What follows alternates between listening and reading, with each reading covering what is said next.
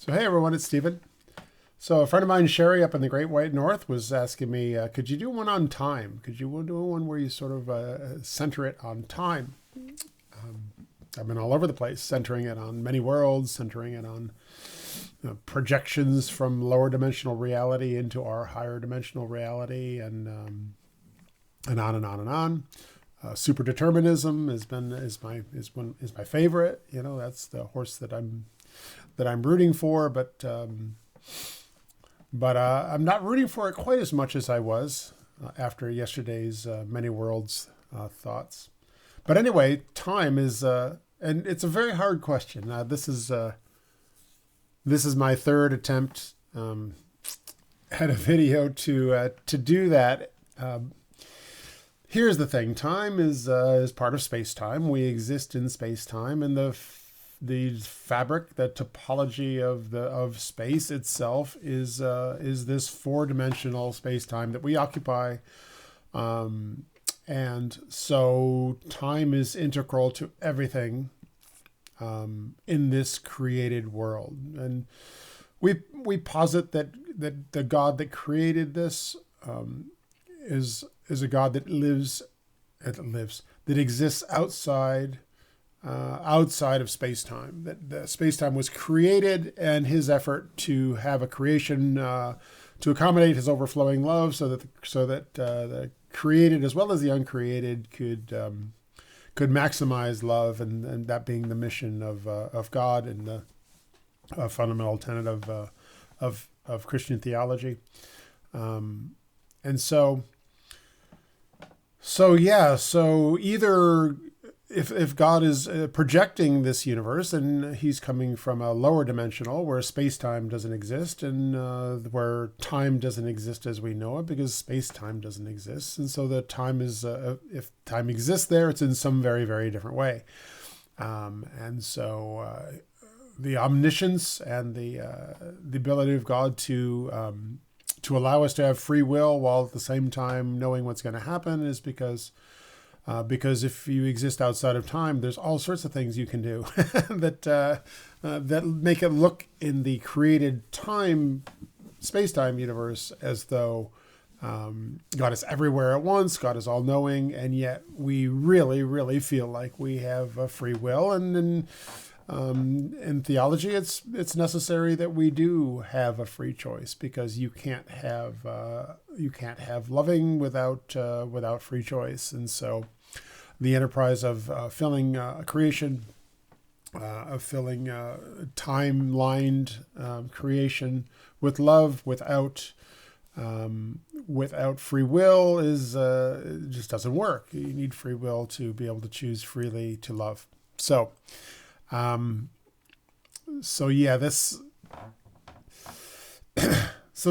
the basis. The big thing is that time is just a part of fabric. Now, that being said, I haven't talked about special relativity at all, but since Shari brings it up, so in special relativity, we have this idea that space-time is the fundamental, but also there's the idea that we can quantize that space, that there is a minimum time called the Planck time that can exist in our universe, and that minimum time would be associated with a minimum distance. And if you have a minimum distance in time, you can see space-time as this quilt of individual little sections of the smallest time and space possible. And yeah, it's really, really small, right? It's 10 to the negative 35 centimeters. So,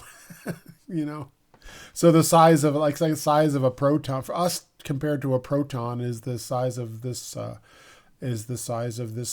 fundamental space-time unit compared to the proton. So it's it's inconceivably small, but I think existing at inconceivably high energies. We can't come close. You need a collider the size of the galaxy, I think it's said, to get to the energies necessary to get to that Planck distance, as it's called, or the Planck time. So yeah, so time is existing for us in this way. Either gravity is so gravity is associated with that. So either gravity is quantizable or not.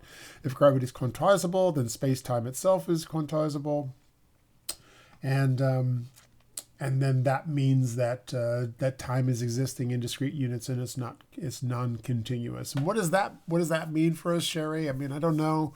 I mean, it would mean for what I've been talking about that gravity is not a purely relational thing, right? That gravity sometimes all of a sudden becomes this non-purely relational activity. And then my little pet theological idea that that in the created universe there are signposts of relationality from God pointing us to the ultimate relationality of the love that He's trying to get us to see, and that one of the signposts might be that gravity itself is a though created, is a purely relational entity. And it's basically saying, yeah, love exists in the same way that gravity exists, but just in a created way. So if special relativity is allowing for, or is quantized through the quantization of gravity, and then that goes out the window. That gravity is not a pure relational thing. That it's definable, it's measurable. In a non-relational way. And so then I'm falling back to my way I was saying yesterday that, well, if these many worlds are true, and it doesn't seem to be any reason that it shouldn't be the case that the many worlds exist. If you look at my yesterday's video, then that those many worlds, because we can't get at them, but they all exist from probabilistic origins, and probabilities are relations, that we have this fallback position of relationality in the many worlds. So if the many worlds is as it was with me, kind of anathema, is kind of like, oh well, that can't possibly be. But if the math is right, and it is, and gravity is quantizable, then we have this other relationality existing outside of time. And so, though gravity is no longer the relationality that God is showing us, look, there's these things that are not definable by measurement. Then we have another one. We have the many worlds. So that's sort of nice. Although I would prefer that gravity wasn't quantizable, and my personal feeling would be that the many worlds is not right, that something else is going on. But science and math are pointing towards eventually that'll be quantized, and eventually in the many worlds we've proven to be that's all you need. There's no reason to go beyond that.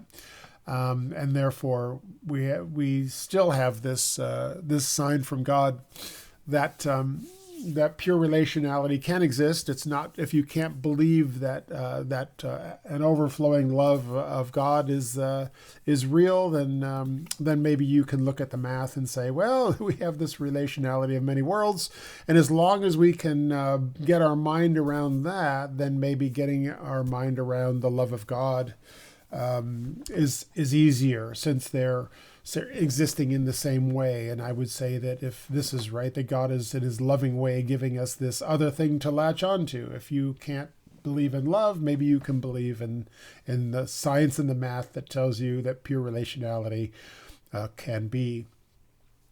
So I don't know that that's a great answer to the time question, but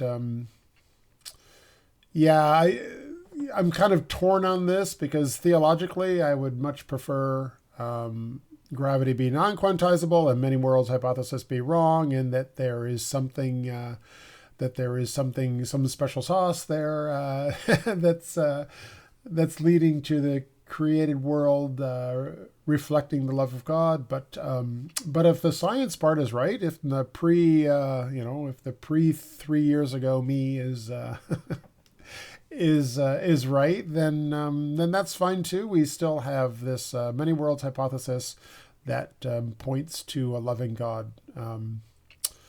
So whether the fabric of space-time that we live in is is divisible into individual units or not has this big implication, for me anyway, on whether the science was right theologically, or whether the new proto-theological Stephen is right. And yeah, just from saying that sentence makes me think that, yeah, it's probably many worlds. It's probably quantizable gravity. And if you want to know God's love and what it's like, but you don't feel it and you don't feel its existence, then he's giving you he's giving you the many worlds hypothesis, and that leads to, if we take that for granted, and this is not what I wanted to go on about, but I'm gonna, because it's where it's leading. If that is true, then there's a whole another video to do. There's a couple more to do that will really, I think, be really interesting in how the many worlds can translate into our everyday lives. We can't touch them, but they can be a generator of meaning. Yeah, so I did not expect to ever say that sentence, but I have an idea. So stay tuned, because I'll be talking about that next time. Thanks.